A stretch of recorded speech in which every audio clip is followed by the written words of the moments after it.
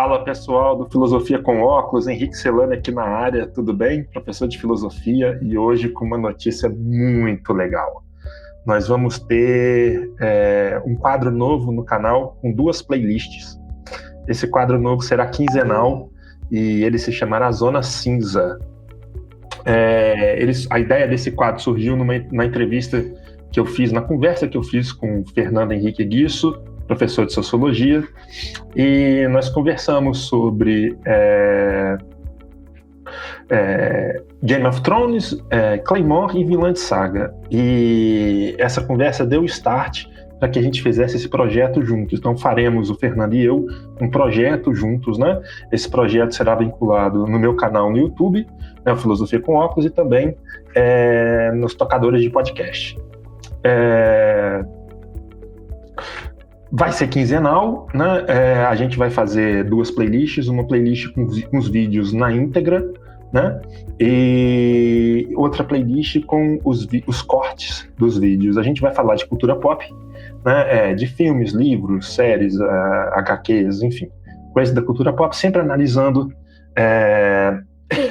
os elementos que essas narrativas nos dão para pensar sobre o ponto de vista meu da filosofia e do Fernando da sociologia. Né? Agora vou passar a palavra para o Fernando se manifestar para falar para a gente por que do nome Zona Cinza. O que você falou?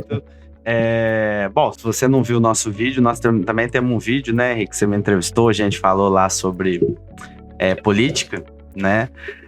Mas surge esse desejo, né, da gente, então, de juntar com o conhecimento que a gente tem, o interesse que a gente tem nesse universo nerd, né, nesse universo pop, pra gente poder analisar, né? Então, como sempre, vocês vão ouvir a gente sempre repetir nos nossos vídeos que não é uma crítica de cinema, que não é uma análise técnica dos filmes, mas é um pensar através dos filmes, como o Henrique disse, a partir dos referenciais que a gente tem, né?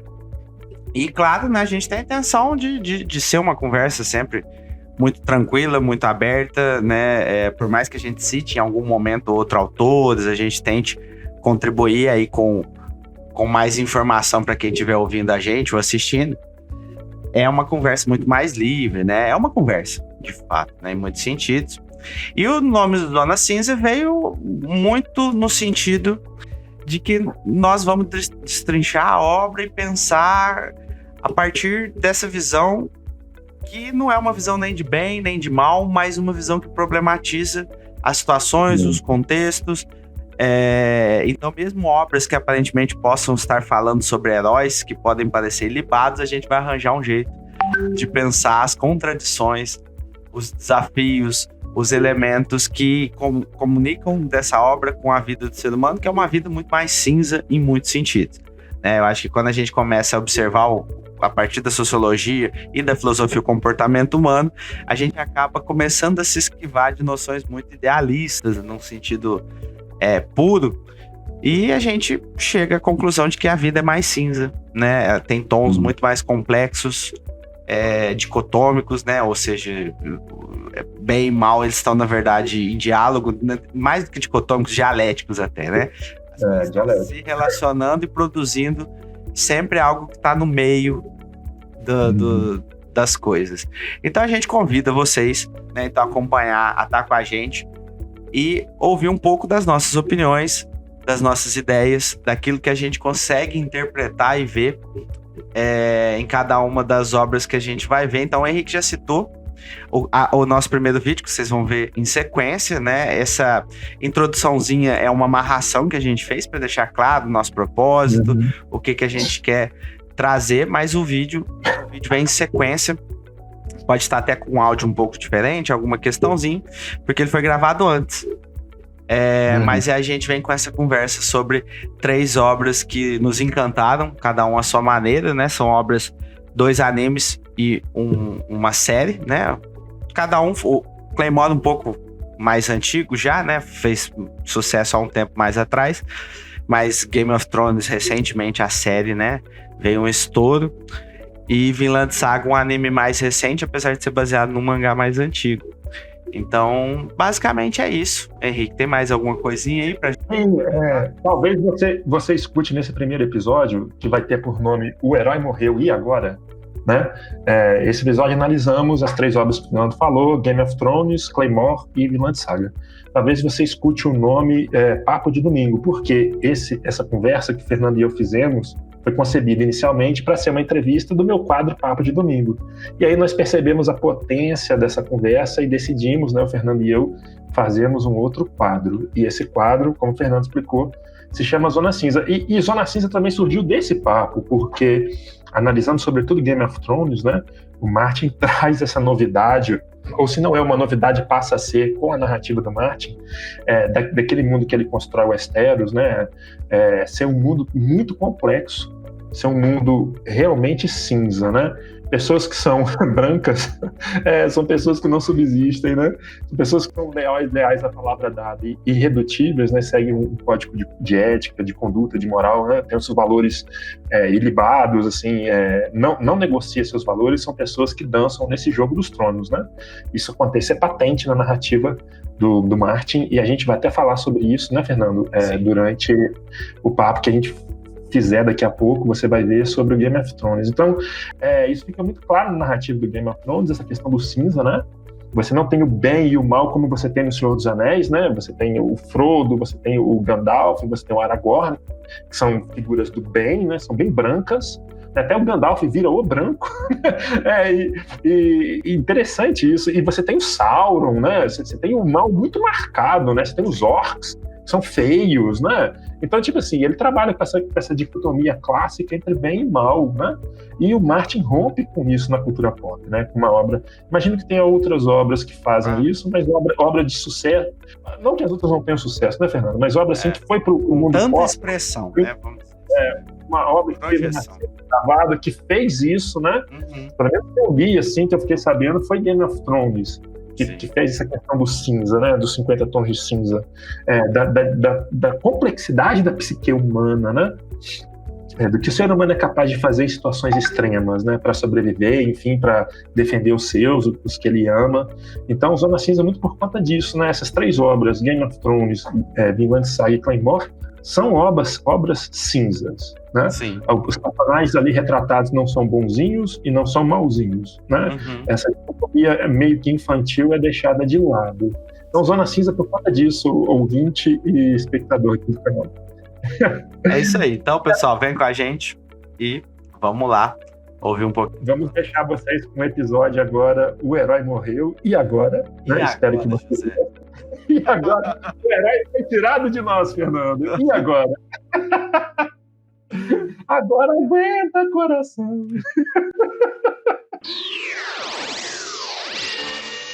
Fala, pessoal do canal Filosofia com Óculos, tudo bem? Henrique na área e mais uma vez conversando aqui hoje com Fernando Henrique Guisso. Fernando é sociólogo, professor de sociologia, e eu achei interessante convidar o Fernando para a gente conversar sobre um outro tipo de assunto, no qual o Fernando também é expert, que é o mundo geek, né? O mundo nerd, o mundo pop. A gente vai falar aqui hoje de 3 obras e de uma coisa comum que acontece nessas 3 obras, que as liga. Tratar-se-á de Game of Thrones, tratar-se-á de 2 animes, né? Um anime chamado Claymore e um anime chamado Vinland Saga. Eu quero deixar aqui de imediato um alerta de spoilers. A gente vai dar os maiores spoilers possíveis nessas 3 obras. Eu imagino que Game of Thrones, por causa da série, todo mundo já deve ter assistido. Mas Claymore e Vinland Saga, a gente vai dar spoilers. Então só fica aqui, ou se você já assistiu, ou se você não se incomoda com spoiler. Se você se incomoda com spoilers e ainda não assistiu, por favor, vá assistir e depois vem aqui, né? O Vinland Saga eu sei que tem no YouTube e eu tô reassistindo, inclusive tá em português, tá? A dublagem perfeita, muito incrível. Primeira vez que eu assisti em japonês e agora tô adorando assistir em português. O Claymore eu não sei se tem no YouTube, você sabe disso? Se apresenta pro povo aí, fala o que você quiser. E aí, gente? Tô de volta. Bom, agora hoje vai falar de um tema que talvez eu seja mais expert até do que sobre política. Não, na verdade, eu sou um nerdão da vida mesmo, gosto muito de animes, né? Eu já até trouxe aqui o Luffy para participar com a gente, quem conhece One Piece, na camisa do Dragon Ball, para mostrar o gosto pela coisa, né? Mas é basicamente isso, né? Hoje a gente veio aí para fazer essa conversa de um tema que, né, são temas que parecem muitas vezes a nós uma questão só de simples entretenimento, né? São séries, animes, mas que todos eles carregam possibilidades de reflexão, né? Sempre de reflexões interessantes e profundas, até muito profundas, né? E acho que essa é uma pegada que nós vamos trazer a partir dessas 3 obras que o Henrique citou, né? E que, para nós, né, pessoalmente, são obras que marcaram muito a gente, né? Um envolvimento muito pessoal também com elas. E sobre a questão de onde acharam o Claymore hoje, eu não sei. eu não assisto eu ou uso o Crunchyroll, né, que é um site oficial de animes que distribui, né, tipo a Netflix, né, de animes. Você pode pagar lá a mensalidade, tem acesso a um acervo bastante grande, ou pelo próprio Prime Video, Netflix, né, que tem também seus acervos de anime. E o que não tem, né, nessas plataformas, acaba assistindo em sites de anime, que tem alguns aí, né, vários pela internet. De repente a gente pode até, não sei se pode disponibilizar link, né, lá nos comentários do vídeo, né, mas eu assisto em um que chama Anime Yabu, eu acho que deve ter Claymore lá sim. Apesar de ter um tempo já que eu não revisito, né, que eu não vou assistir de novo, mas deve estar por esses sites. Mas eu tenho que conferir se tem no Crunchyroll. Mas é isso. Tudo bem. Olha só, pessoal. Eu vou começar falando aqui de Game of Thrones, mas a gente já adianta que o que liga essas 3 obras e por que a gente escolheu essas 3 obras, né? É porque nas 3 obras um personagem importante é sacado da narrativa, é tirado de nós. A narrativa nos dá um personagem magnífico e, de repente, nos tira ele. E tira ele de nós, quem está assistindo, e tira ele de outros personagens que se relacionam com esse personagem principal. E aí esses outros personagens comem o pão que o diabo amassou e se viram sozinhos no mundão, né, cara? Acho que essa é a sacada, né, Gilson? Exatamente. Aquele momento que você fala assim, nossa, estou apaixonado. E as pessoas estão todas confiantes de que as coisas vão dar certo, de repente... sacar também pode ser igual a tomar uma facada no bucho. Assim, o rapaz né, completamente removido. E tipo assim, eu antes de assistir a série Game of Thrones, eu li o livro, né? Li o primeiro volume. E tipo assim, a vontade que eu tive quando o Ned Stark foi decapitado, a vontade que eu tive foi de jogar o livro pela janela, cara. Eu abri a janela, mas não joguei o livro. Eu tive a vontade de jogar o livro pela janela, cara. E, tipo assim, com o Claymore, com o Vinland Saga, eu tive vontade de jogar o computador pela janela. Eu acho que a sensação é essa mesmo, né? Você se apega, né? Acho que essas obras, elas apresentam esses personagens para nós de uma maneira que a gente se afeiçoa muito rápido a eles, porque todos eles são admiráveis, né? São sempre personagens admiráveis por algumas razões que a gente vai falar. Mas é aquela coisa, o cara te faz amar pra tirar de você. É muito... É cruel. É cruel. Mas a gente reconhece que é magnífico, né? É magnífico, exatamente. Eu acho que essa quebra de expectativa associada a como isso de fato impacta a obra, impacta a gente com o que está assistindo, é muito bem feito, né? Não é simplesmente uma questão de até depois de Game of Thrones a gente tem visto até uma coisa de que as obras têm passado talvez a matar muito mais os seus personagens, mas a morte, ela precisa ter um significado na estrutura da narrativa também, né? Para não ser só vou matar só para gerar uma tristeza no público. E até porque, às vezes, matar um personagem dessa magnitude pode realmente fazer o cara jogar o computador pela janela e não querer voltar mais pra obra, né? Então é muito arriscado. Corre-se o risco, né? Corre-se o risco. Mas enfim, eu vou apresentar aqui o Game of Thrones. Todo mundo já conhece por causa da série. É notório que a série fez muito sucesso. Mas eu tive contato em 2010 com essa obra. O primeiro e o segundo volume eu li antes da série, né? A série é de 2012. Então, os 2 anos eu li antes da série.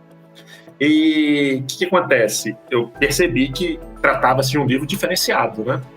Mesmo porque a mecânica narrativa do livro é diferente de tudo que eu já vi em livros de fantasia.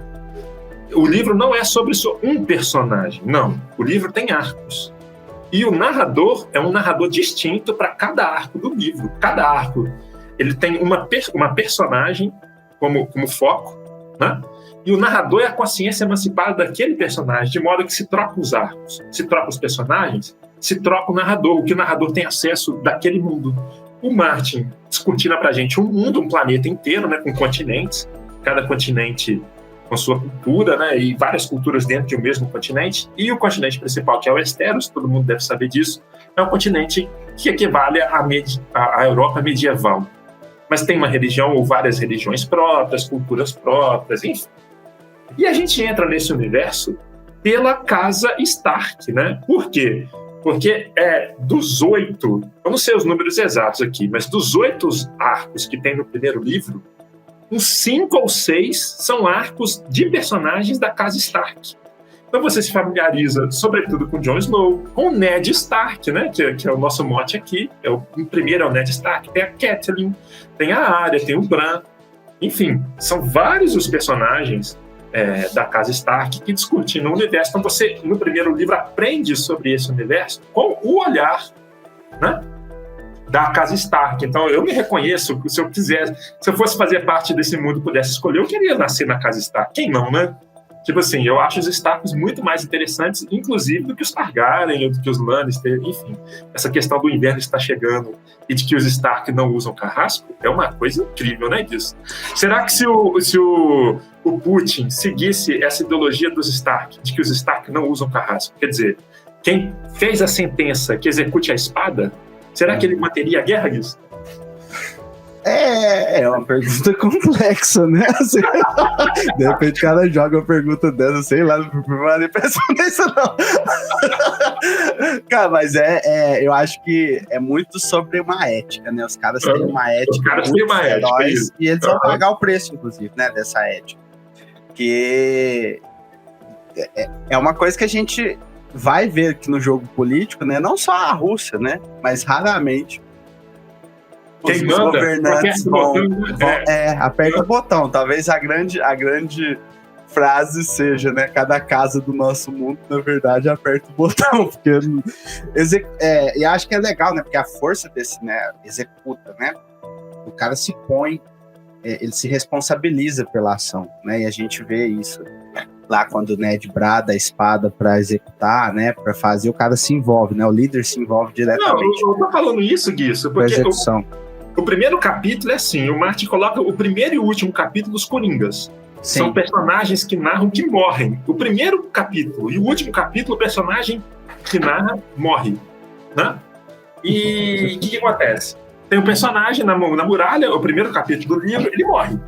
Sim. E aí o segundo capítulo do livro já é o Ned Stark indo decapitar o cara que foge da muralha, porque vê os White Walkers, os zumbis, e aí fica impressionado com aquilo, foge, deserda da muralha, e aí o Ned Stark, como é o suzerano do norte, ele tem que matar o patrulheiro, só que ele não manda o outro, um terceiro, matar por ele, ele mata, porque Sim. se é ele que dá a sentença de morte, ele tem que executar a espada. Sim. É o que reza essa questão moral da casa Stark. Então, tipo assim, tem toda a questão dele preparar a espada, da espada ser uma Claymore, né, uma espada bastarda, uma espada enorme, né? A gente vai falar de Claymore daqui a pouco.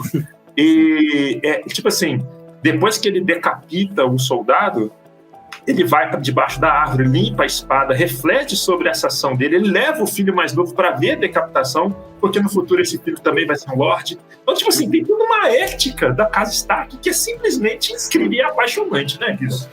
Eu acho que num mundo que a gente vai e vendo cada vez mais a brutalidade, né, até porque se trata do nosso próprio, muitas dinâmicas do nosso próprio mundo, né, e você vê um personagem que mesmo na execução, mesmo na ação da violência, ele é guiado por uma moralidade, né? Eu acho que é isso que encanta a gente em relação à casa Stark mesmo, né? Porque você vê uma família, né, governantes que estão vivendo num lugar que é bastante árido, né, em relação ao resto, né, o inverno, ele não perdoa, né, disso? O Westeros não perdoa, não, né? Perdoa, e não perdoa, exatamente. E aí você vê um cara que, né, um líder que tá ativo, né, que realiza, que não só pensa, uma casa que é comprometida com o bem coletivo, né, porque ela é que tá mais próxima da muralha, que nós vamos ver que esse é um dos temas, né, aí voltando um pouco na política, de que há um problema que é coletivo, que é a ameaça que vem do norte, né, e a casa dos Stark é a que mais está comprometida a princípio com isso, né, porque estão próximos, né, tem mais conexão com esse problema geral. Então é um cara que, pela sua ética, pelas suas convicções, ele marca a gente, né, como um cara admirável, né, realmente, porque acho que é aquela projeção de tanta coisa que às vezes falta no nosso mundo, né, desses valores, né, bem assentados. Então, acho que... E aí, o que o Martin faz nisso? Ele, em 1000 páginas, constrói o Ned Stark no primeiro livro, porque você vê o Ned Stark pelos olhos do Ned Stark, no arco do Ned Stark, mas você também vê o Ned Stark nos arcos dos filhos e da esposa. E você admira o Ned Stark como um homem absolutamente assim, ético, comprometido com um certo tipo de moralidade, um homem que tem palavra, que nesse jogo político, Game of Thrones, né? No jogo dos tronos, palavra é a última coisa que se espera, né? E o Ned Stark, a palavra empenhada, ele cumpre, sabe? E por causa dessa palavra, ele vai ser decapitado, né? Sim. Por um rei adolescente que tinha tratado uma coisa e no calor da situação decide pela decapitação do Ned Stark. Como é que foi isso pra você, Guiço? Você ficou sabendo que o Ned Stark foi decapitado lendo o livro ou assistindo a série? Assistindo a série, né? Eu não li os livros, né? Então eu acompanhei Game of Thrones todo através da série. E aí eu né, tava lá, assim... Isso, quando você assistiu, o que você sabia? Não tinha a menor ideia. Eu não tinha a menor ideia. Eu passei mal. Naquele momento que eu fiquei assim... assim, eu não estava esperando, definitivamente, né? E foi aquela sensação em que você acompanha o personagem e até o último segundo você tem aquela, assim, esperança de que algo ia acontecer que ia salvá-lo, né? Até o último momento em que o Carrasco tá lá, prestes a executar ele. E você vê, né? Você já adiantou, né? A personagem, a Arya, tá lá no meio do público, observando o que vai acontecer com o pai. A outra filha, me fugiu o nome. Sansa. A Sansa também tá naquela situação. A Sansa desmaia, né? Desmaia. Então, assim, e é interessante também que eu acho que essas personagens, elas também são a representação do público assistindo aquilo, de incapacidade de impedir aquele evento, né? E aí, cara, foi desesperador. Não acho que não tem outra coisa. E você vê, né, um cara ético, um cara correto, tentando fazer algo pelo bem do reino, pelo bem do que ele acredita, jogando com as cartas na mesa, né, sem nada escondido, receber o pagamento com a morte, né? Quem lê o livro, fica bem claro que ele fez isso pela Sansa. Que a Sansa estava na mão dos Lannister. Sim. E aí ele estava no dia anterior à decapitação, ele estava preso na masmorra. E aí aquele eunuco vai conversar com ele e fala assim, se você não falar mentira, acusando a si próprio, se você bater na verdade de que os Lannister são corruptos, né, eles vão matar a tua filha. Então, tipo assim, fala mentira, fala que você é o corrupto, que você planejou a morte do rei, que é uma mentira. E eles vão te mandar pra muralha, mas você garante a sobrevivência da Sansa. E aí, na hora, ele faz isso, sabe? Então, até na hora de morrer, ele morre pelo outro, né? No caso dele. Então, tipo assim, o cara ele é de uma envergadura moral, assim... inquestionável. É inquestionável. E aí eu acho que é mais um dos elementos que acabam mexendo muito visceralmente com a gente, que é esse tema da injustiça, né? O personagem injustiçado, eu acho que ele mexe com as nossas entranhas, assim, né? A gente acaba gerando uma identificação muito grande. Por mais que a gente viva em um mundo repleto de injustiças, repleto de desigualdades, quando a gente vê isso em obras, quando isso é mediatizado pra gente acaba... É muito comum se conectar com esse tipo de personagem, né? É legal que no livro também, na série isso não aparece, mas no livro você vê a morte do Ned Stark no arco da Arya. A Arya está no povo, ela está lá na população que se juntou para ver aquele espetáculo, né? E a Arya já está sozinha, né? E ela vê o pai ser decapitado. E aí a narrativa conta como é que foi aquilo para ela. E aí logo o cara da muralha percebe que ela é filha do Ned Stark. E aí pega ela por trás, corta o cabelo dela para ela se parecer com um menino. E esse cara tenta levar ela, ele não consegue, mas ele tenta levar ela para a muralha, para o norte. E você vê, do ponto de vista da Arya, que é legal, porque quando o Ned Stark morre, ele deixa, sobretudo, o Jon Snow, a Arya e a Sansa. E esses três vão comer o pão disso. o pão, os três vão comer o pão que o diabo amassou. E tipo assim, mas o legal é que eles passam tanta dificuldade, tanta injustiça, tanto aperto, tudo que você imaginar, né? Só que eles saem fortalecidos disso, né? Sim. Isso é legal, isso é uma coisa incrível, o poder que essas pessoas têm de ressignificar o que acontece, né? Sim. Mas o que acontece é que você pode pensar que o Jon Snow é o herói, o Jon Snow é o herói da narrativa. Sim. O Gênero do Fogo é o Jon Snow, porque ele é filho do norte, dos Stark com os Targaryen. Sim. Tipo assim, mas o Jon Snow, quando o Ned morre, não estava pronto. Ele era um herói em formação. O herói próprio era o Ned Stark. Sim.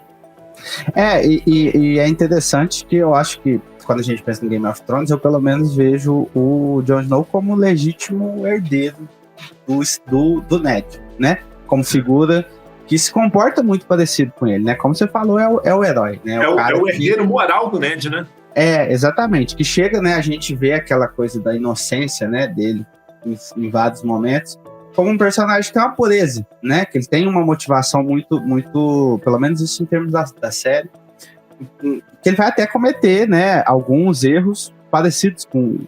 A gente chama erro do ponto de vista político, né? Não erro do ponto de vista moral. Ned foi correto de acordo com a sua moralidade até o fim, né?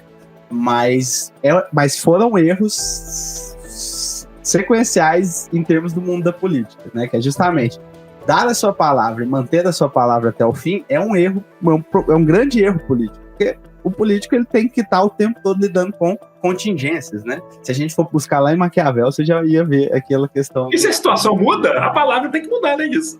Exatamente. A situação muda e a palavra não muda, zebra, né? Exatamente. E aí você tá jogando. Se a gente pensar como um jogo, né? É aquela coisa que de repente as regras do jogo mudaram e você vai querer jogar com as mesmas cartas que você tinha anteriormente, né? Então a coisa não dá certo. E aí eu acho que o Jon, ele vai fazer o seu caminho, né? Muito dentro da ótica do Ned, né? Enquanto as outras filhas vão seguir caminhos diferentes, né? A Arya, acho que é a voz da vingança, né? Acho que ela é a vingança encarnada mesmo. Isso é interessante também, como que Pode falar. Essa mesma experiência vai impactar os três personagens de maneiras diferentes. O que acontece é o seguinte, no livro ele marca muito o sangue. Tipo assim, a Sansa puxou a parte Tully da mãe, né, da Catelyn, até o cabelo ser vermelho. A Sansa saiu com sangue Tully, mas a Arya saiu com sangue Stark, combativo. Sim. Essa questão da vingança vem daí, né? O Norte não esquece, é uma das frases, né? Sim. O Norte se lembra, né? Então, tipo assim, e a Sansa não é uma guerreira. A Sansa foi criada desde pequena para ser uma dama, né? Uma dama. Sim. Então, tipo assim, e a Sansa não tem armas bélicas para lutar esse jogo, essa guerra, mas a Sansa se vira de um jeito, cara. Eu acho o caminho, a jornada da Sansa muito interessante. Sim. Acho que a Sansa dos três é a que vai ter que se virar dentro do jogo da política, né? Dentro do jogo dos tronos é a que vai ter que aprender. Eu não sei se o livro trata do mesmo jeito, mas na série a gente vê ela saindo de uma donzela indefesa até uma articuladora política, né? Que eu acho que até carece a série de mostrar isso melhor.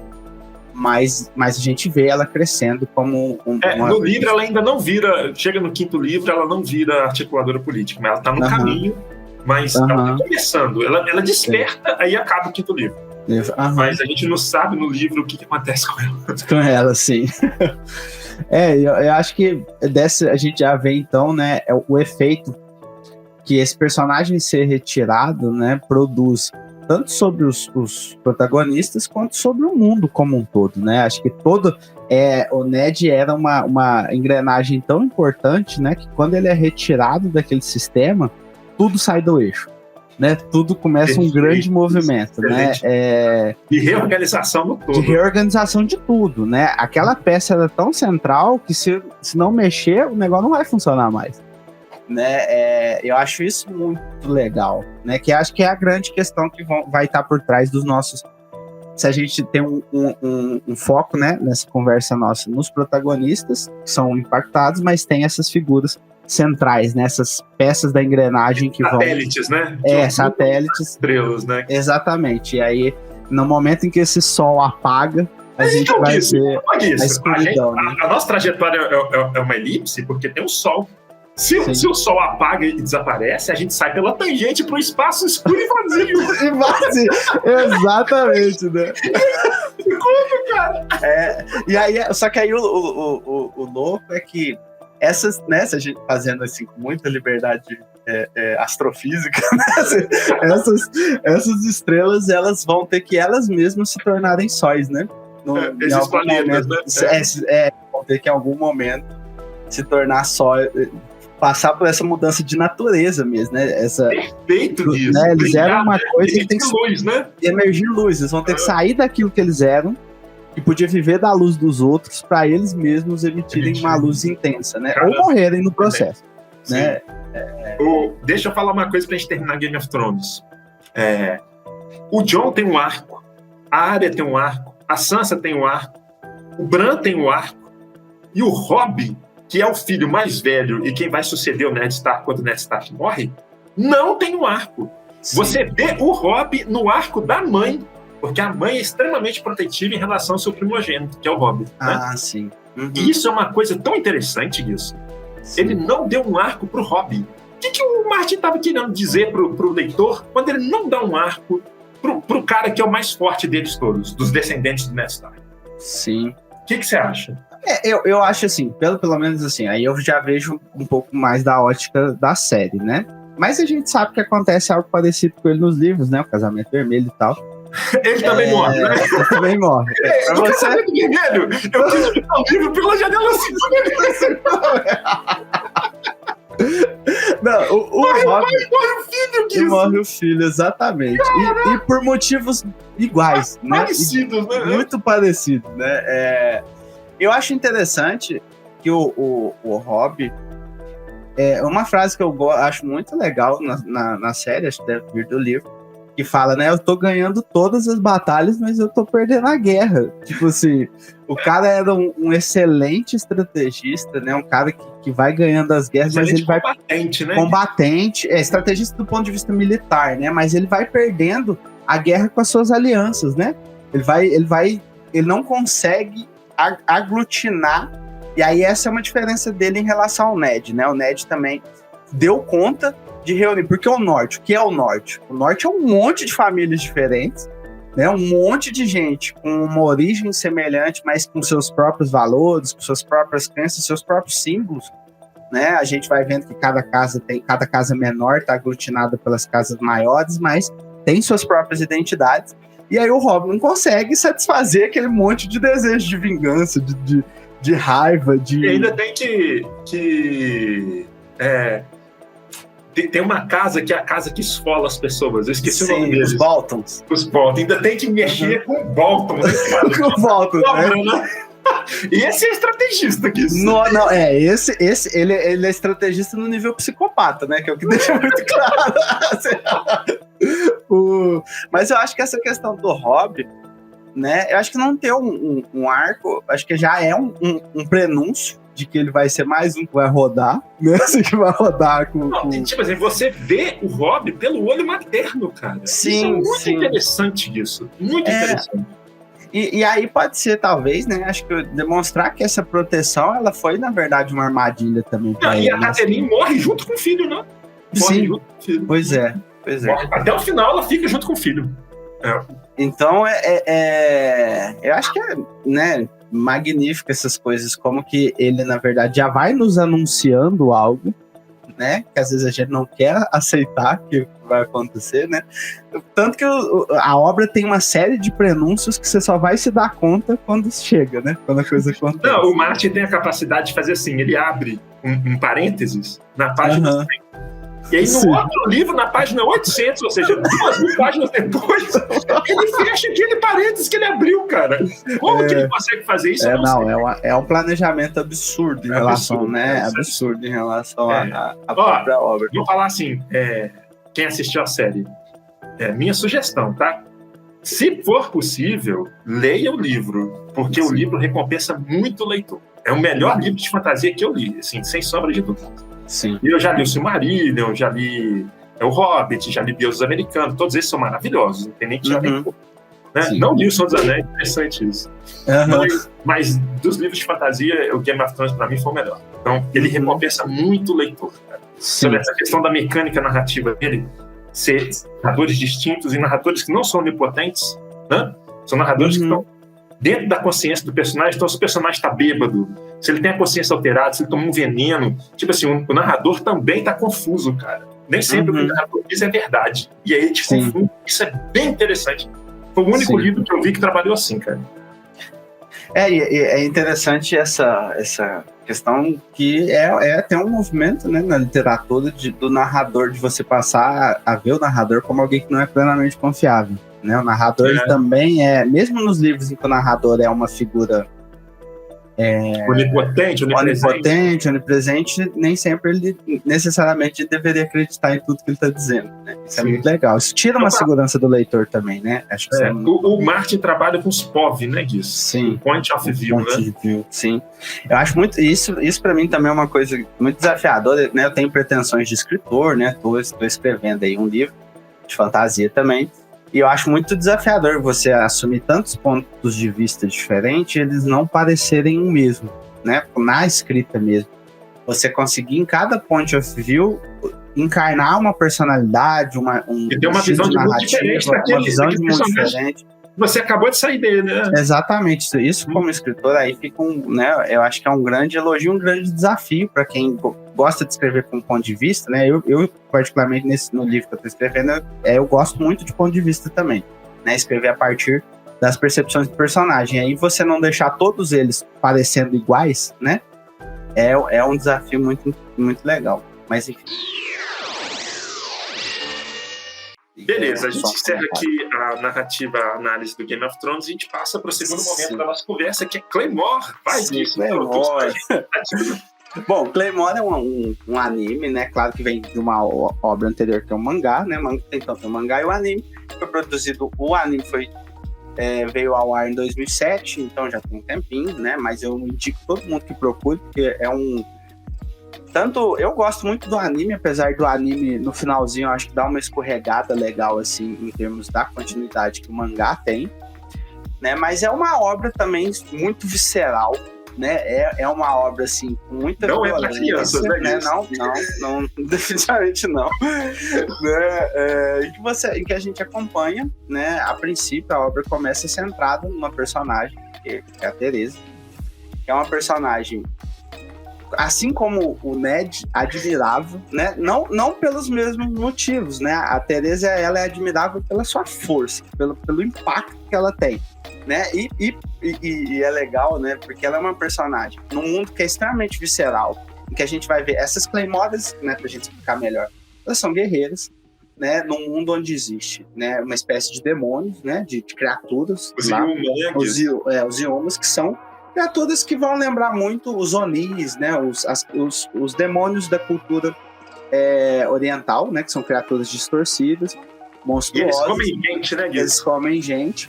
E aí, a humanidade, nesse primeiro momento da obra, a gente vai entender que as Claymores são a linha de defesa da humanidade contra esses seres, né? Isso é como a obra nos apresenta no início, para depois distorcer, mostrar que nós estávamos todos sendo profundamente enganados, né? Uma boa obra para trabalhar até a ideologia também, do ponto de vista marxista, né? Da falsa consciência. Mas, enfim, a gente vai ver essas mulheres, né? Que carregam espadas, que usam armaduras.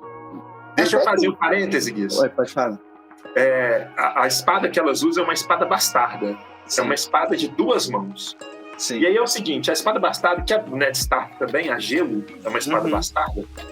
A espada bastarda, quando ela tem o tamanho do usuário, quando ela tem o tamanho de uma pessoa, ela se chama Claymore.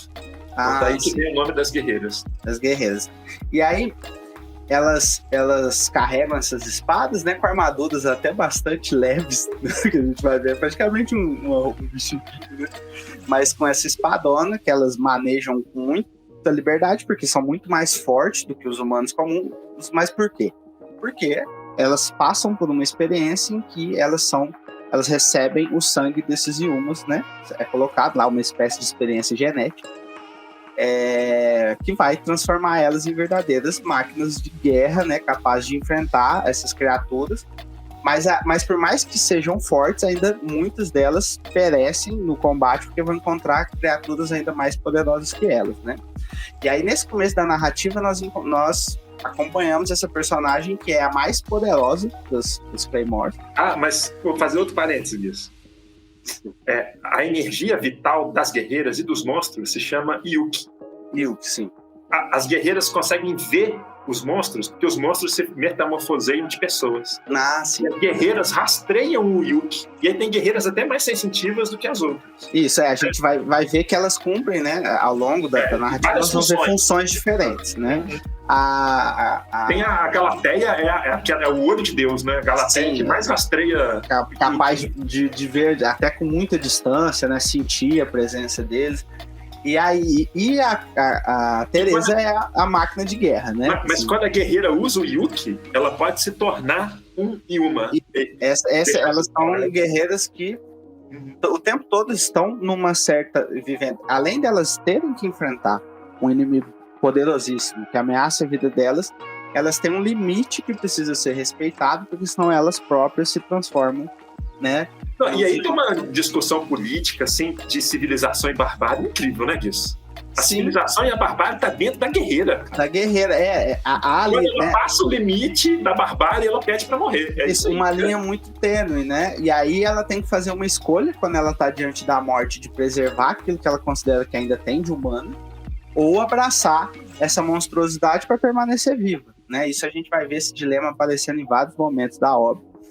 Mas aí a Teresa, ela é essa figura que, num mundo de pleno desespero, horror, a força dela é tamanha que ela é marcada por olhos que não demonstram nenhum desespero, né? Por um rosto é absolutamente impassível diante daquilo, porque é o dia a dia dela e ela supera absolutamente, né? Tudo, né? Então, assim, a gente admira, né, ela nesse primeiro momento pela sua força, mas a narrativa vai ganhar um outro tom quando ela encontra a protagonista, né, da série, que vai ser a Claire, né, a partir desse contato com uma criança absolutamente indefesa, né, que teve sua vila destruída. E aí aquela figura, que era uma figura absolutamente impassível em relação ao mundo, tão forte que ela estava até um pouco descolada, talvez a gente pudesse buscar até uma referência lá com o Dr. Manhattan, né? Ser tão poderoso que ele está um pouco descolado do sofrimento, né? A Teresa tem isso mesmo.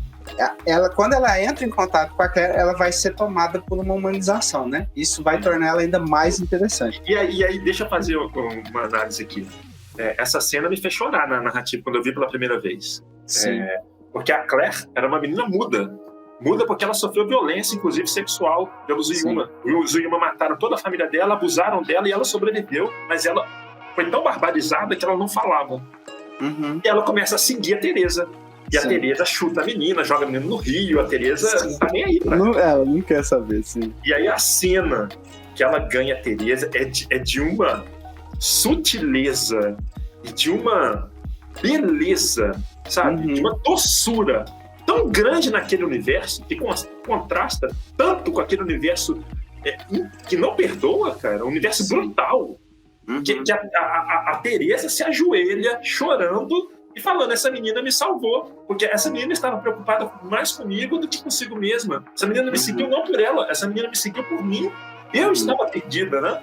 Tem uma questão quando a Teresa reconhece que não era mais humana, e a Claire traz uma humanidade para Teresa reconhece que a Claire a salvou. E aí você tem uma parte da narrativa que é o seguinte, a Teresa despiroca, eu não vou mais seguir esse grupo paramilitar das guerreiras, a minha vida vai ser dedicada a Claire. A Claire, você quer 10 episódios da Teresa?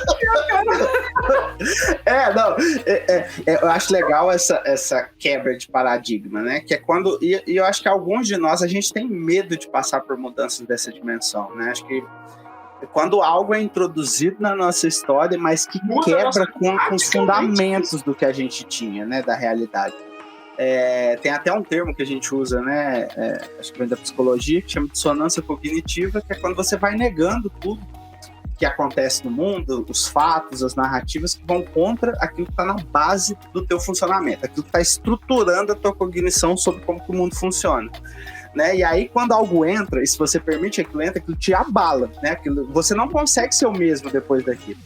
Né? E aí eu acho que é muito do que a Teresa passa nesse momento. Não faz mais sentido. O mundo antes, o que eu vivia antes dessa menina na minha vida, não faz mais sentido. Não tem como eu viver do jeito que eu vivia. Mas nem tudo são flores, né, disso? Exatamente. Eu queria 10 episódios e você te dá um episódio da Teresa com a Claire. E no próximo episódio, a Teresa morre! Pra variar, né? Aí então mais um ponto de conexão com Game of Thrones anteriormente. Isso. A Teresa, assim como Ned Stark, é decapitada. E decapitada, assim, por um ato covarde. Né? Covarde. De simulação. Isso. A gente vai explicar daqui a pouquinho como é que isso se deu. Mas, tipo assim, quando eu vi a Teresa perdendo a cabeça, tipo assim, imediatamente a vontade que eu tive de desligar o computador, cara. Tipo assim, não vou assistir mais. Não, não muito dá, cara. Não dá. A Teresa é muito foda. Não dá. Não. E aí é tão difícil da gente aceitar, porque, igual você falou, é um ato covarde. Você sabe que a Teresa é mais forte do que a adversária, mesmo que a adversária virou um capeta. Virou um capeta, um bicho terrível, né? A Priscila. E ela tá assim, dando tudo de si, e naquele momento, né, a Teresa, ela baixa a guarda. A Priscila dissimula, a Teresa baixa a guarda e a Priscila mata a Teresa. E você vê, né, que ainda é mais trágico, porque é algo que a Teresa nunca faria antes da Claire. Ela não baixaria a guarda por conta de se sensibilizar pelo choro de alguém. Não tinha isso pra Teresa antes da Claire, né? A Claire matou a Teresa. Nesse sentido, sim. Né? Assim como, de certa forma, a Sansa matou o pai. O pai, né? Não foram elas, claro, né? Porque isso seria a gente jogar o pai, né? Todos são vítimas nesse processo. Mas, de certa forma, o sentimento ali foi o gatilho para que, né? E a gente vê a Teresa baixar a guarda e em um segundo perder a cabeça. E essa coisa de arrancar a cabeça, eu não sei, pra mim é sempre uma morte chocante a ideia de arrancar a cabeça de uma pessoa, eu não sei. Me soa como uma coisa me choca, de certa maneira. E aí tem aquela cena da Claire, criança, pegando a cabeça da Teresa, né? Decidida a se tornar uma Claymore. E decidida a se tornar uma Claymore. Então, assim, e aí tem, né? Eu acho que tem uma coisa muito bonita, nessa destruição, nessa transformação da Claire, né, diferente do que a gente vai ver na obra. Então a gente vê até nesse ponto na obra que todas a Claire é um quarto, né, Guiço? Isso, exatamente. Né? Uhum. A gente vai ver que a força das Claymores depende de onde foi extraído, né, de qual Yuma que foi extraído, o sangue, da qualidade. Né, a gente vê que elas têm um ranking, né? Um ranking que vai ser de acordo com a força que elas têm. São muito, elas ligam muito para esse ranking. Muito, exatamente. Talvez seja que, né, na vida delas como guerreira, o que dá algum significado é o ranking, né? Essa estrutura construída a partir do ranking. E a Claire, ela vai ter esse diferencial que o sangue dela não vai ser, a transformação dela não vai ser a partir de um Yuma, mas da própria Teresa, né? Vai ser tirado da própria Teresa e colocado nela. O que vai fazer com que, justamente igual você falou, ela vai iniciar de um ponto mais fraco do que todas as outras, né? Ela é a última, se eu não me engano, né? Ela é a última. Só que ela é que vai mais longe, né? Isso, esse é o potencial, né, de transformação dela. E eu acho que isso é parte do que encanta, tanto na jornada da Arya, quanto na jornada do Jon Snow, da Sansa, e a gente vai ver da jornada do Thorfinn, que são personagens que saem de pontos absolutamente vulneráveis, né? Isso é uma coisa, eles não são personagens, igual você falou, não estão prontos. Eles não são personagens que tem... A Claire não tinha nada naquele momento. Tudo que ela tinha foi tirado dela, né? Tudo que ela tinha na cabeça da Teresa, né? Só isso. Quando a Teresa morreu, tudo que ela tinha na cabeça da Teresa. Tinha cabeça. A Arya, quando sai lá no Game of Thrones, ela tinha um pouco de aprendizado de luta que ela recebeu, só que ela tá... E o que ela tinha, que era a família, ela perde o pai e ela não tem contato com a família, né? Então, assim, todos esses personagens... Ela tá isolada, né? Ela tá isolada. E aí a gente vai ver uma personagem que passa pelo tom que o Diabo amassou em todos os sentidos, né? Porque a Claire, ela sofre com a ameaça da morte constantemente, né? Ela não é uma personagem que tem qualquer segurança na narrativa, né? Pelo contrário, o tempo todo é ela tendo que ir ao limite. Mas deixa eu trazer uma outra questão. Quem está nos ouvindo pode ter se perguntado o seguinte: por que não tem guerreiros? O que a série explica a respeito disso? É uma tese bem interessante dessa série. Bem interessante. A tese trabalha, né, com Claymore. A gente vai ver que existe esse limite. Então, né, o guerreiro, ele vai utilizando, ele vai extraindo mais energia desse lado monstruoso que ele tem para aumentar suas capacidades físicas, né? Para aumentar o potencial que ele tem para usar as habilidades. E aí a gente vê que durante essa primeira parte da história, todas as personagens são mulheres. E nós vamos ver, vai nos ser apresentada uma justificativa de que os homens eles perderiam mais facilmente o controle, né? Eles tinham menos a capacidade de chegar até esse limite e entender, não, daqui eu não posso passar, né? Isso vai ter lá uma certa ideia com pelo que eu entendi, no começo da associação, ela trabalhava com guerreiros. Isso, exatamente. Mas muitos dos guerreiros se transformavam em monstros e saíam da organização e viravam monstros. E viravam monstros mesmo. Tipo assim, então pararam de trabalhar com guerreiros e começaram a trabalhar com guerreiras, porque a mulher, ela resiste. Tem uma questão da sexualidade, da pulsão erótica, né? Isso, despertar, que é a palavra que eles usam, né? Uhum. Você virar um monstro, você desperta. Sim. A questão do despertar, ela tem uma questão de sexualidade envolvida. Sim. E na narrativa, para o homem, era mais fácil despertar do que para a mulher. E eu também entendi que a mulher tinha um arcabouço moral mais rígido do que o do homem. Sim. Não sei se você percebeu isso. E aí a mulher seguia os códigos de herói, né? Os códigos de guerra, os códigos de condutas, assim, de maneira com mais fé do que os homens. Não sei se você percebeu isso. Não, com certeza, assim, eu fui até uma parte da obra, né? Então eu vi até o anime, um pouco mais do mangá, então ainda falta, né, um tanto para terminar. Mas isso, de certa forma, reproduz uma certa questão do nosso mundo, né? Um certo imaginário sobre o próprio homem, né? Como ser mais homem gosta de sexo, perde mais controle, e a mulher seria mais recatada, né? Teria esses sentimentos mais controlados, mas eu acho que você traz um ponto muito legal, que é essa ideia da gente pensar como uma economia moral mesmo, né? Uma ideia de moralidade, que as mulheres, elas são criadas também sob uma moralidade muito mais rigorosa, mais rígida, né?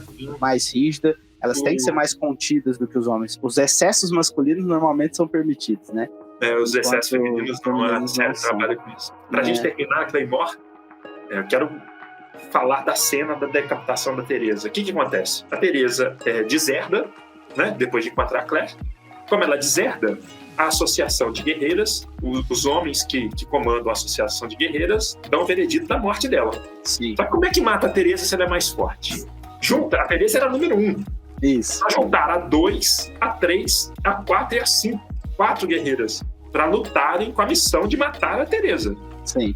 Né? E aí aparece a que era a número 2, que é incrível. Ela não se compara a Teresa em termos de força, mas ela é incrível. Eu não lembro o nome dela. Você lembra disso? Aqui dá o braço. Irene. Braço de Irene. Claire, braço de Irene. Eu lembro disso. Que a Claire vai pegando um pedaço de um, pedaço de outro. E o nome dela vai ficando em nome, né? Braço de Irene, perna de não sei quem.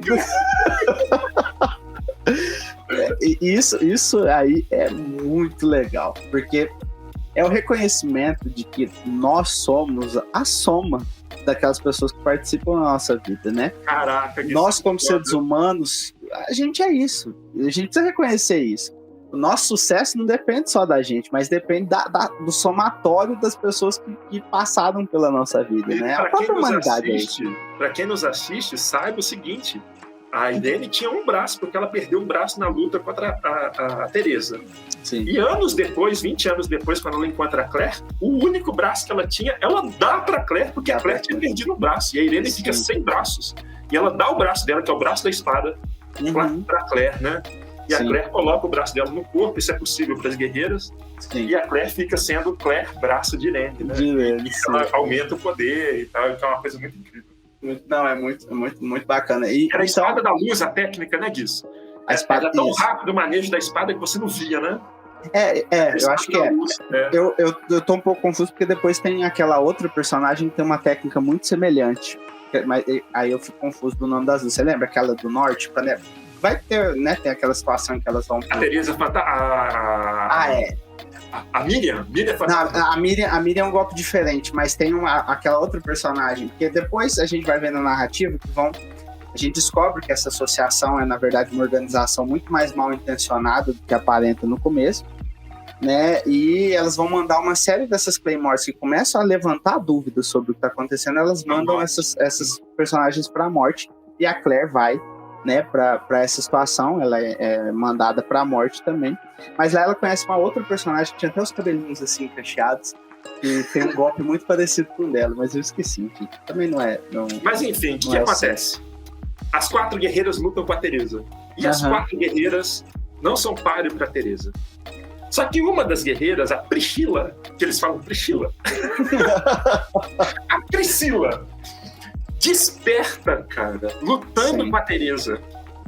E a Priscila, quando desperta, ganha um poder absurdo, mas se torna um monstro. Um monstro, sim. Um monstro.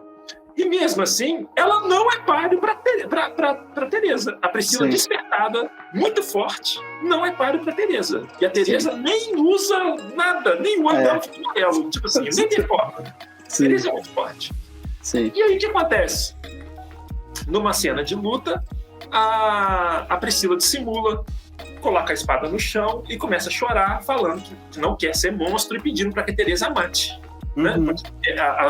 As guerreiras, quando chegavam no limiar de se transformar em monstros, elas sentiam vergonha e pediam para as colegas, para as amigas, e tinha uma relação fraternal entre elas. Isso, sim. Elas pediam para as amigas a matarem. E aí, quando a Priscila diz para Teresa matar ela, a Teresa baixa a guarda na hora, né, Guiz? Na hora, assim, né? Dá um sorriso, e aí ela baixa a guarda, a Priscila pega a espada e pau, corta a cabeça da Teresa. Então, tipo assim, e a cena até fica um preto e branco, assim, né, Guiz? Um pause, assim, uma coisa na cabeça da Teresa voando. Nossa, meu Deus, é chocante aquilo. É chocante. E aí, o que acontece? Um detalhe que eu queria que você analisasse. Quando a Priscila mata a Teresa, sai um chifre na testa da Priscila. Qual é o simbolismo pra você desse chifre, cara? É um falo também, né? Sim. Então, eu não sei, né? Assim, a minha interpretação limitada, né? Porque no anime a gente acompanha muito pouco da Priscila, né? A gente vê a Priscila nesse primeiro momento, depois a gente vai ver ela lá no final, né? Mas assim, a gente acompanha um pouco do desenvolvimento dela. Mas ali eu acho que tem tanto um significado da perda final de uma certa humanidade naquele momento, né? Porque a gente vê... Não é exatamente uma perda final, porque depois a gente vai ver que é muito mais complexa essa relação de monstro e humano, né? Quando elas conseguem readquirir as formas, enfim, é uma relação mais complexa. Mas eu vejo ali como tanto um sinal porque me parece que não é completamente uma dissimulação. Há um conflito interno na Priscila até aquele momento, mas quando ela saca e executa a Teresa, ali, daqui pra frente, sou de fato um monstro, né? Aceita então, essa condição monstruosa. Né? Assumir essa essência monstruosa. Essa essência monstruosa. E talvez, né, essa coisa fálica tenha até uma relação com essa própria perda do controle, né? De você, que é associada à coisa masculina, enfim. Não sei. Acho que talvez o que você acha? Você que leu o mangá inteiro, foi até mais... Não, eu acho que é tipo assim, quando acontece isso com ela, é tipo assim, eu podia escolher, e foi uma escolha que se deu em um segundo, eu podia escolher entre morrer humano e viver como monstro. E eu escolhi viver como monstro. Sim. Assim, e aí é a marca dessa transição, né? Dessa escolha. Acho que é isso mesmo. E... Enfim, não vou contar o final do mangá. O anime não termina. O mangá vai até o final. É o único mangá que eu li inteiro. Foi Claymore. Mas, enfim, uma obra incrível. Deu pra perceber, né? Na narrativa do Fernando. Muito poderosa. Então, vamos para a terceira obra de hoje, que é Vinland Saga. E aí já estamos falando dos vikings, cara. O Vinland Saga começa o primeiro capítulo com um personagem chamado Thors, né? Thors. Um Thor é muito, imagina 2 Thor. Thors. O Thors é o seguinte, ele era um guerreiro de um exército da Dinamarca chamado Jones Vikings. Um exército muito orgulhoso, com pessoas que usavam manto, que tinham um código, eram guerreiros, serviam ao rei da Dinamarca, enfim. E o Thors luta 20 anos nesse exército e mata muita gente. Ele era um assassino, ele era o melhor combatente, assim, né? E aí, numa das batalhas, um soldado leva ele para dentro do mar, ele mata o cara dentro do mar, afogando, e aí ele vai dar na praia e ele decide que aquilo não é mais vida para ele. Ele foge, ele deserda, ele simula a própria morte, ele deserda e ele vai viver na Islândia. Ele estava na Escandinávia e ele vai viver na Islândia. E ele vive durante 15 anos, tem mulher, tem filhos. E o segundo episódio do anime começa mostrando que o Thors foi descoberto, né? Sim. E aí um representante dos Joe Vikings vão na ilha da Islândia, na vila onde estava o Thors, e convocam ele para a guerra.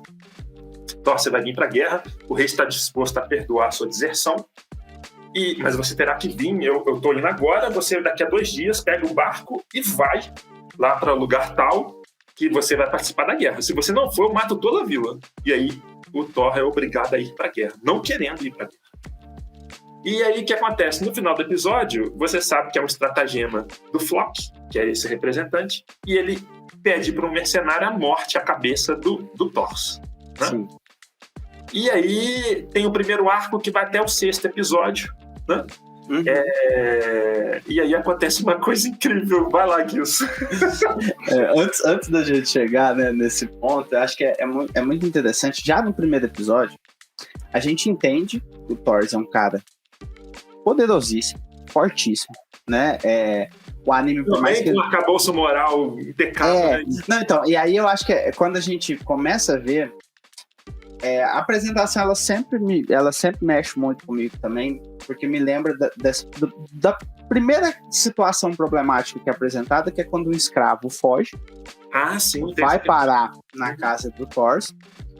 O Thor aceita esse escravo, sabendo que não deveria fazer, né? Porque existia salvar a vida uma regra, tenta salvar de todo jeito, ao ponto de que ele em um certo momento, ele o dono desse escravo, né, chega até a casa do Thor, né, e faz uma cobrança de que ele quer o escravo de volta, né, que ele vai punir esse escravo pela fuga, e o Thor, munido de toda a capacidade física para derrotar não só aquele senhor, mas todos os soldados dele, né? A gente vai ver que em Vinland, por mais que ele esteja falando dos vikings, a gente vai ver que existe uma diferença de força ali sobre-humana de alguns personagens, né?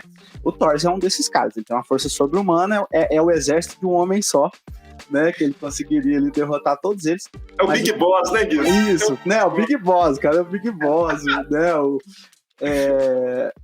E aí ele opta por não dar um passo em direção à violência. Ele topa comprar o escravo, sabendo que o escravo morreria, porque ele não tinha condições de sobreviver, ele já estava com saúde muito debilitado. O Thor compra o escravo para dar uma morte digna para esse escravo, né, para enterrá-lo. Então, na apresentação tem uma cena que mostra eles diante do túmulo desse escravo, que me arrepia também. E aí, uma parte central dessa narrativa é a relação do Thor com o filho. né? O filho observa o pai e o filho tem aquela, né, o Thorfinn, que vai ser o nosso protagonista, ele vai ter uma relação com o pai de observar e interpretar todas as ações do pai como ações de fraqueza. Ele não conhece o passado do pai. Ele não viu o pai como uma máquina de guerra. Ele não conhece o fragor do campo de batalha. Não conhece o fragor do campo de batalha. Tudo que ele tem é a ilusão de brincadeiras juvenis, de pequenos treinos que eles têm ali com espada. Espadas de madeira, né? De madeira, né? Em que ele não tem a menor noção do que é a guerra, do que é a violência, do que é tirar uma vida. E ele olha pro pai como um fraco naquele momento. Eu acho que isso pra mim é de uma potência, assim, o Thor como essa mesma figura. Ele é fraco porque ele abraçou a vida, né, disso?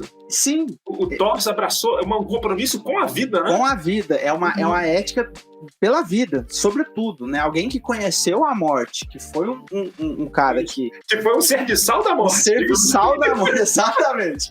Muita gente viu a morte pelo ferro do Thor. Pelo ferro do Thor. E aí, eu acho mais um ponto que unifica, né, os 3 grandes personagens aí, os nossos 3 sóis, né, dessas narrativas, que são personagens que pagam um preço por terem assumido um compromisso ético, né?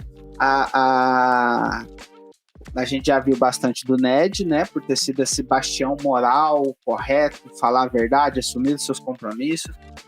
A Therese, por optar por sair da vida e defender, né, aquela criança, ela paga também o preço, né, ela é perseguida, ela passa a ser hostilizada.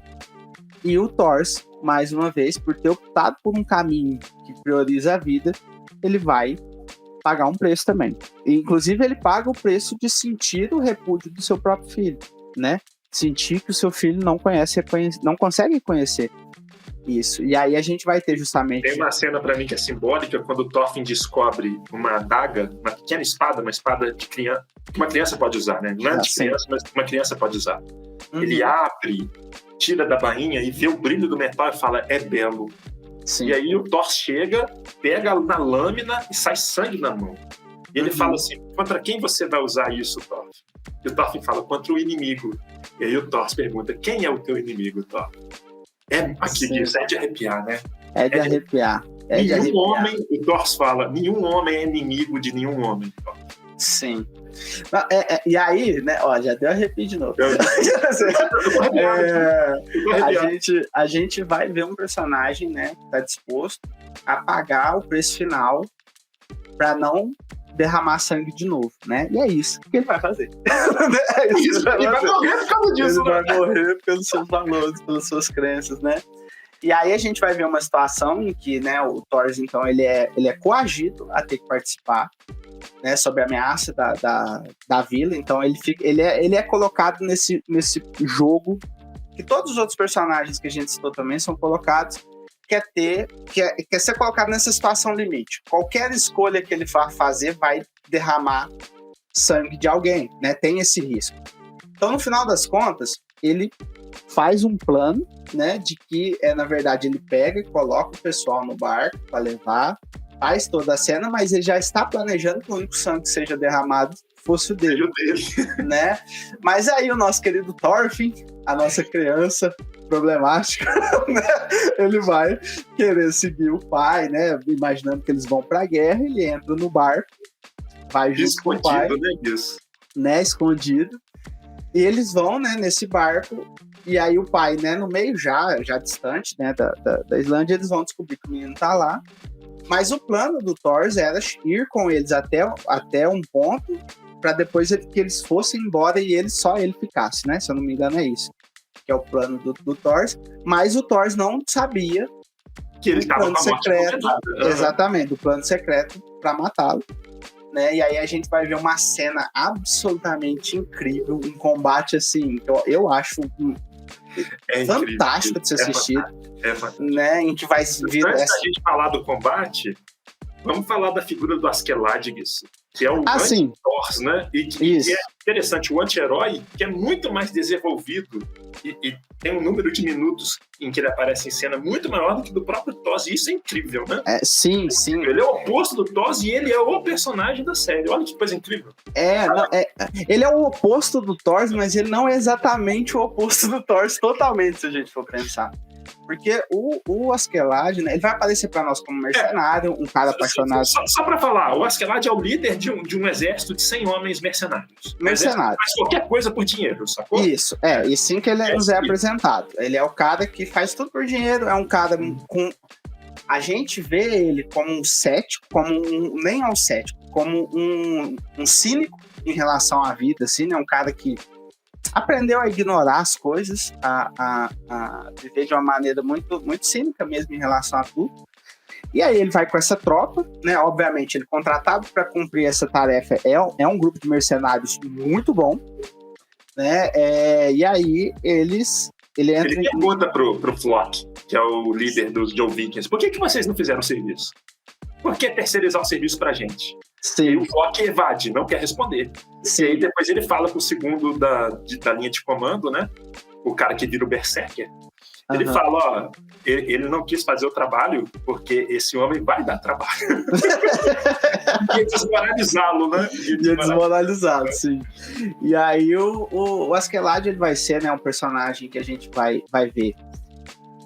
Ele vai ser o cara responsável por matar o Thor, né? O Thor nessa batalha incrível no barco, mas ele não vai matar o Thor pelas vias normais, né? A gente vai ver um conflito. Ele vai matar pela dissimulação, de novo, né? Dissimulação. Nós vamos ver ali um combate em que os dois são grandes guerreiros, mas em que o Askeladd não tem a menor condição de ganhar do Thor. É a mesma coisa da Teresa e da Irene. Os dois são incríveis, mas não tem, cara. Não tem par. Né, nós vamos ver o Thor como essa figura sobre-humana mesmo, né? Pulando de um barco pro outro, né? Derrotando centenas e centenas de pessoas, aquela figura imparável. Com soco, né? Com soco.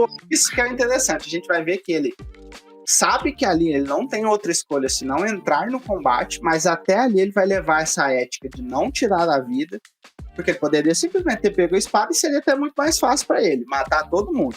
Mas ele só dá golpes que não são letais em toda a tripulação. Ele vai derrubando um por um, com socos, batendo com a bainha da espada. E a cena que chama atenção é que tem um guerreiro desse grupo mercenário que come um cogumelo e vira um berserker. Berserker é estilo a pele do urso. O cara fica incontrolável, ganha uma força enorme e o Thor massacra. É tão rápido que chega a ser frustrante. Você fala assim, nossa, vai ser uma batalha agora. Pum! O Thor joga o cara de um barco pro outro. Tipo assim, cara, o Thor é muito forte. O Thor é um semideus, é um Hércules, cara. Isso, é uma figura divina mesmo, né? E aí, o único jeito de vencer, né, que a gente vai ver, vai ser o Askeladd fazer a dissimulação e colocar a vida do Thor, né? Então, o Thor aceita a morte para proteger a vida do filho. E aí a gente vê essa figura, o Askeladd, que, né, vai ser um personagem que durante muito tempo vai nos parecer como um cara desprezível em muitos sentidos, né? Mas que carrega por trás algum tipo de valor disso. E aí nós vamos descobrir lá o cabo, né, da história, que na verdade ele tinha um grande projeto, né, por trás do que ele tá fazendo, né? Ele não é só esse cara cínico. Ele age de cínico para alcançar essa questão maior que tem relação com todo um povo, né? E aí, quando a gente conhece a história, nós vamos ver que, diferente do Thor, que o Thor viveu a violência e opta por manter uma ética absolutamente estrita, né? E viver a sua vida, a vida da sua família ali dessa maneira, né? Tentar criar uma vida pacífica. O Askeladd é o cara que tem um projeto político que vai ser levado a cabo ao longo da história, que a gente só vai perceber isso lá pro final. A gente começa a perceber que o Askeladd tem alguma coisa que não é só cinismo, né, ao longo da história. Tem alguma coisa por trás desse cara, né? E aí, o que eu acho legal que a gente vê, eles apagam, né? Então, quando o Thor sofre é colocado nesse jogo sem escapatória para ele, né? Ou ele teria que optar pela morte do filho.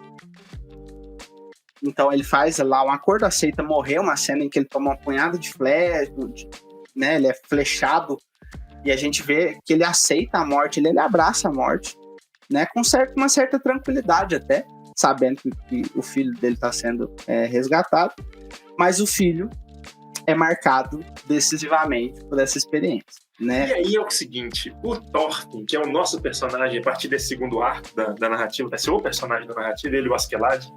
o Thorfinn é a figura do ressentimento, porque o Askeladd matou o pai na frente dele. Na frente dele. E ele jura vingança pro Askeladd. Ele não sei como vai parar num barco que o Askeladd leva, igual quando você pega um carro, bota um laço e leva o outro carro. Ele leva um barco de reboque, o Thorfinn tá sozinho nesse barco. E o Thorfinn vai viver uma criança de 6 anos com um grupo de mercenários assassinos. Sim. E o Thorfinn vai ter que aprender a matar gente pra sobreviver. Sim. Né? E no episódio 6, que o Thorfinn mata o primeiro homem dele, o Thorfinn ainda criança, é uma cena brutal, cara. É brutal. É brutal. O Thorfinn é brutalizado pela vida, cara. Sim, com certeza. certeza. Sobreviver, ele é brutalizado. E ele é um personagem que ao mesmo tempo carrega tanto um sentimento de que ele tem um compromisso de vingar do pai, como uma culpa também, né? Porque se ele não estivesse naquele barco, as coisas na cabeça dele talvez teriam sido diferentes. Né? E aí o Askeladd vai passar a cumprir uma função paterna bizarra, né? Assim. E é muito interessante a relação do Thorfinn, a relação ambivalente que o Thorfinn estabelece com o Askeladd, né? Porque se no primeiro momento era vingança, vou te matar, não consigo te matar, criança, então eu vou ficar mais velho e vou te matar. Estou aqui para matar você, sabe? É uma coisa meio Gangue de Nova York. Não sei se você lembra desse filme, mas o Butcher, o açougueiro, aceita que o cara cresça pra matá-lo. Né? E o Askeladd aceita o Thorfinn no bando, sabendo que o Thorfinn poderá matá-lo no futuro. É uma relação muito doida, cara. É uma coisa maluca isso. E aí que a gente... não matou o Thorfinn simplesmente, né? Então, é isso. É aí que eu acho que a gente vê a primeira vazão de uma ética ali do Askeladd, né? Tipo, ele faz uma promessa pro Thor, né? Em relação de que não... Pro Thorfinn, né? E aí ele fala pro Thorfinn, né? E aí a gente vai acompanhar, isso eu acho interessante, né? A cada nova fase do Thorfinn, ao longo do anime nós vamos ver o Thorfinn em crescimento, né? A gente vai ver alguns episódios dele novinho, depois ele um pouquinho maior, até ele ficando adulto.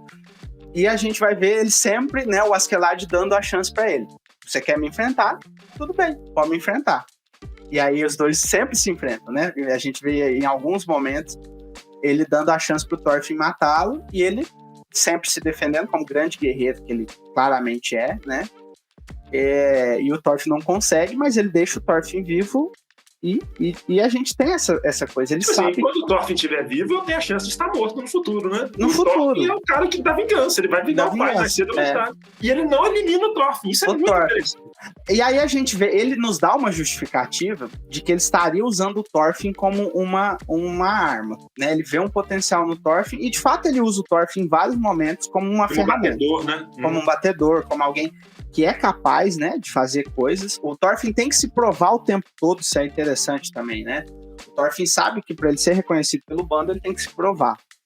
Né? E aí quando a gente vai ver essa primeira morte, a gente vê uma criança vivendo dos restos, tendo que caçar, tendo que se provar, matar, conhecendo a guerra num sentido mais brutal das suas questões, né? E aí eu acho que o Thorfinn, de todos, eu acho que é o que a gente mais percebe a escuridão. Né? O Thorfinn é aquele nosso planeta que ficou no escuro e no frio, né, com a ausência completa de um sol. Eu acho que ele é o personagem que mais representa isso pra mim, né? Porque ele tá vazio de tudo, né, de qualquer bom sentimento que possa estar presente. O Thorfinn, ele é um cara absolutamente amargo. As expressões dele são sempre de amargura, né? O cabelo caído. E aí é que tá isso. Eu vou dar um grande spoiler da primeira temporada, que é o último episódio, e que o Askeladd morre. Sim. E essa cena do Thorfinn recolhendo no ar o corpo morto do Askeladd, e aí, tipo assim, a adaga dele cai, que é o símbolo dele, cai. Sim. E na lâmina vai passando toda a vida do Thorfinn. Eu tô até arrepiado aqui. É simplesmente de explodir a cabeça disso. Pois é, e aí é o momento em que a gente descobre que o Askeladd está longe de ser esse cínico, né? A gente já começa a ver que o Askeladd aposta no Canute, né? Que é um dos personagens. É o Canute mesmo? Canuto. Que ele é o filho do rei é um dos filhos do rei da Dinamarca. Da Dinamarca, que é encarado como um fraco, né? Uma figura fraca durante boa parte da história, mas que para o Askeladd representa a possibilidade de um rei que não vai usar da violência como única linguagem. Isso é muito doido, né? O Askeladd, ele se veste de uma figura absolutamente execrável que está buscando uma certa dimensão de paz no futuro. Então, por isso que eu falo que ele é um anti-Thor, mas no final das contas, ele é um cara disposto a levar os seus valores. Como se tivesse 2 polos, e aí você unisse num anel, né, os 2 polos. Isso, eles se encontram em algum ponto, e a morte dele no final é um sacrifício em prol de um grande projeto. Né? O Askeladd morre ali para preservar o Canute, né? Essa visão rei, de futuro. Né? Ele mata o rei. Ele se finge de louco para em nenhum momento apontar pro Canute, né? Ele se finge de louco para matar o rei. Toda a culpa recair sobre o rei, mas dá a possibilidade ao Canute de se tornar essa figura política que vai dar um novo rumo para as coisas. Mas aí um detalhe na vida do Canute. O Canute tinha um protetor. Sim. E o Askeladd se convence de que em algum momento o protetor do Canuto tinha que ser retirado para o Canuto crescer. Isso é muito brutal, cara. Mas ao mesmo tempo é a vida, né, cara? Tem que sair para o discípulo desabrochar. Poder desabrochar em algum momento, né? Cena que ele mata o preceptor do Canuto e o preceptor do Canuto. O Askeladd faz algumas promessas. Quando ele vê valor em alguém que está morrendo, o Askeladd fala assim: eu, Askeladd, filho de fulano, neto de ciclano, você isso. Sim. E aí o cara tá morrendo, ele fala assim: você vai cuidar do Canuto, né, cara? Sim. Aí ele fala: eu prometo que eu vou fazer alguma coisa por você. Ele é esse personagem, ele é um personagem absolutamente incrível também, né? Eu acho ele incrível. O Thor por essa firmeza, né? Essa fortaleza moral. Mas é uma mistura de Hércules com Ned Stark, né? Sim, com certeza. Ele é puro, ele é um personagem com uma faceta pura, clara, ele é aquilo. Agora, o Askeladd vai muito mais longe do que ele na história, justamente porque o Askeladd é esse multifacetado, né? Isso, ele é multifacetado, ele é um camaleão, ele se veste de várias cores, cara. E várias ele é ao meio, então ele consegue chegar longe, cara. Sim. É bem isso mesmo. E aí ele dá, né, que até aquela lição sobre a própria vingança. A história dele dá uma lição de que a vingança ela pode ser planejada, né? Ela pode ser construída. Aqui, Porque o Thorfinn, ele é aquele vingador também puro. Ele não faz estratégia. A vingança dele não tá a favor de um projeto. Não tá a favor de um projeto e ele não quer se vingar. Ele tem uma certa honra na sua vingança, precisa ser uma vingança limpa, cara a cara, dando condições para os seus adversários. Matar o Askeladd se deixa matar por ele à noite, furtivamente, ele não mata o Askeladd. E ele não mata, ainda que essa seja uma das habilidades que ele desenvolve. Ele é rápido, né? Ele é um ladino, né? Ele é um ladino. Ele é um ladino. Isso, ele luta, né, com as suas faquinhas e tal. Ele poderia ter feito isso. Então, isso é até interessante a gente pensar que talvez seja uma herança do Thor, né? Essa figura pura. O pai era puro, ele, de certa forma, encarna essa pureza mais voltada para vingança. Já o Askeladd, ele é mais um que eu consideraria que tem uma virtude política do Maquiavel. Ele faz o que é necessário para chegar a um objetivo. Né? E aí ele vai se transformar no meio do coisa, fazer coisas até execráveis, né? Que a gente vai olhar como aquela... Tem um episódio que ele tem que matar uma vida inteira. Esse episódio é muito doído. Esse episódio é muito doído. É muito doído. É visceral também, né? Assim... Então ele é uma figura muito interessante. Aí a gente vê esse crescimento do Thorfinn, mas o Thorfinn ainda está num processo de autocompreensão, né? Eu acho que essa coisa o Thorfinn, pra mim, ele é o mais incompleto de todos esses personagens que a gente citou. Porque a Claire, no Claymore, ela é uma personagem que ela tem uma bondade, ela tem algo de belo na Claire que vai salvar muita gente, já, né, ao longo da sua caminhada. A Claire, nem se diga, né? Nem se diga. A esses personagens faltam ferramentas, né? Faltam se tornar pessoas mais capazes de fazer aquilo que eles têm em si. O Thorfinn, pra mim, como eu falei, ele é esse personagem que tá absolutamente perdido. Ele tem uma única luz, que é a vingança. Mas o resto, ele não sabe quem ele é. Ele não sabe quem o pai era de verdade. Ele vai descobrir isso naquele diálogo quando ele tem com... Quando ele encontra o tio, né? O tio, né? Que é aquela outra figura absolutamente destruidora. Um gigante, né? Um gigante, né? Ele é mais uma representação de um semideus, né? De um O cara luta com... Pra você ter noção, se você não assistiu, o cara luta com um tronco de árvore. É uma coisa assim, absurda. E aí ele começa a conhecer o próprio pai e me parece, e boa parte dos dilemas dele, ele vê o pai em alguns momentos, né? É porque ele não consegue compreender o que aconteceu. Como? Porque ele vê o pai dele. Pra ele o pai era um arregão, o pai fugiu. Fugiu, né? De começo ele acha o pai um fraco, depois ele vê o pai como uma máquina, né? Um ser, e de repente o pai morre sendo aquela figura toda poderosa. Como que isso faz sentido na cabeça do menino? E aí ele tem o Askeladd, que é uma figura absolutamente enigmática, que ele também não consegue entender todos os sentidos que envolvem decifrar o que o Askeladd é o enigma da esfinge, né, cara? Ele é, o tempo todo ele é um enigma para nós também, né, que só vai ficar claro quando a gente vê um pouco mais da história dele, a relação dele com até a Galícia. Agora me fugiu, com a relação dele com aquele país quando eles têm que cruzar, né? Você vê que tem um projeto político por trás. E o Thorfinn é essa figura que, de repente, né? E aí a obra, né? Esse primeiro arco termina para nós, que na verdade é um prólogo da grande história, né? Tudo isso que a gente vê na primeira temporada do Vinland é um grande prólogo. A gente vê o Thorfinn perdendo mais uma vez a luz que ele tinha, né? E cheio de questões. O Thorfinn é esse personagem que precisa encontrar sentido sobre todas as coisas, né? Ele é um cara que a gente viu que já se tornou um guerreiro muito competente, mas que ainda não tem caminho, não tem direção, né? Ele vai se apegar, acredito que, né, o próximo caminho vai se conectar ao Canute de alguma maneira, né? Mas eu acho ele o grande sofredor dos nossos três. Acho que o que mais sofre, que há uma dor existencial ali que além da dor física, né, da física. Tem uma dor existencial, né? A Claire não tem dor existencial. A Claire é resoluta, né? Sim. É resolvida nesse sentido, né?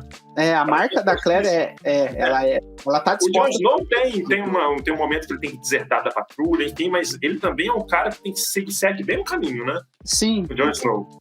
Agora, o Thorfinn é uma pessoa, um planeta que se perde mesmo. Ele não sabe pra onde vai, e aí a gente tem, né? Então, cada um desses outros, o Jon Snow e a Claire, tem um arcabouço moral que já nos é apresentado, né? São personagens que têm uma moralidade ali. O Thorfinn só tem a vingança mesmo. Ele faz tudo em prol disso, né? Então, a gente fica com desejo de acompanhar esse crescimento dele, né? Dele se tornar, dele se encontrar, dele ter seu próprio projeto, dele ter seu próprio sentido, né? Então é muito marcante. Eu indico todo mundo que assista, que leia também.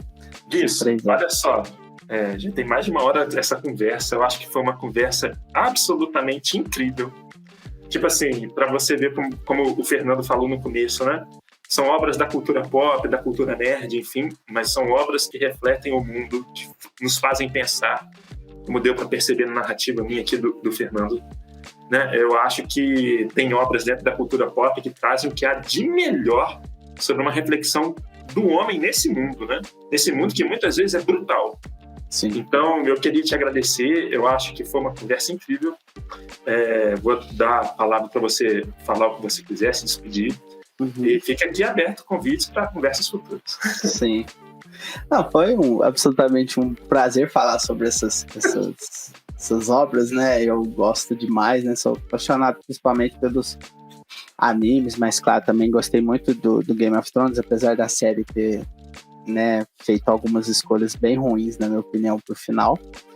Mas, independente disso, né? A gente tem a possibilidade de ir além, né, do entretenimento que elas nos oferecem e mergulhar um pouco. Acho que esse exercício filosófico, né, que o ser humano pode desenvolver em toda a sua existência, né? Tudo para nós depende muito da gente buscar um arcabouço interpretativo também para essas coisas, né? A gente buscar se encher, que aí mesmo o arrozinho com feijão a gente consegue extrair nutrientes necessários para a vida, né? Então, tudo passa a poder ser mais interessante que simplesmente entretenimento. Mas foi uma conversa muito boa também, gostei demais. Espero que não tenha ficado aí muito confuso, muitas informações, mas de qualquer maneira, se você ficou com dúvida, vai lá assistir, vai lá buscar cada uma dessas obras, e vale a pena. E, claro, né, foi à disposição para a gente marcar outras conversas, tanto sobre o universo pop, também quanto sobre questões que envolvem política, sociedade e filosofia. Foi um prazer, Henrique. Se você gosta do nosso conteúdo e quer contribuir para que o canal expanda suas atividades, colabore conosco. Nossa chave Pix é o e-mail do canal, filosofiacomóculos@gmail.com. Tudo junto e sem acento. Nos ajude, mas só se você quiser. Um abraço.